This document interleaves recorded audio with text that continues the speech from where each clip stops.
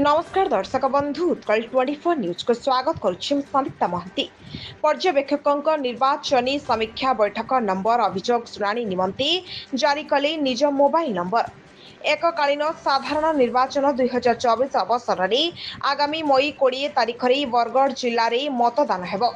एही परिप्रेक्षी रे निर्वाचन को अबाध निरपेक्ष भाव में परिचालना पाई जिला और शांतिपूर्ण प्रशासन तरफ करा जाइथिबा समस्त व्यवस्था गुड़िकर जांच निमंते निर्वाचन आयोग तथा मुख्य निर्वाचन अधिकारी आदेश क्रमे उभय साधारण पुलिस एवं खर्च पर्यवेक्षक जिले में उपस्थित अछंती।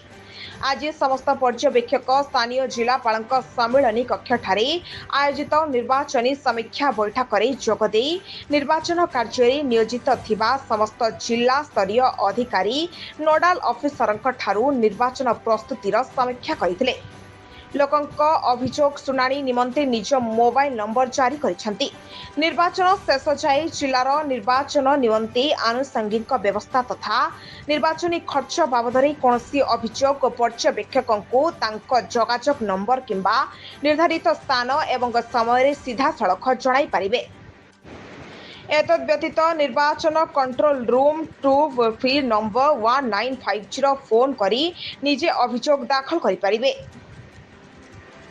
बरगढ़ सत्यनारायण प्रधान का रिपोर्ट उत्कल 24 न्यूज।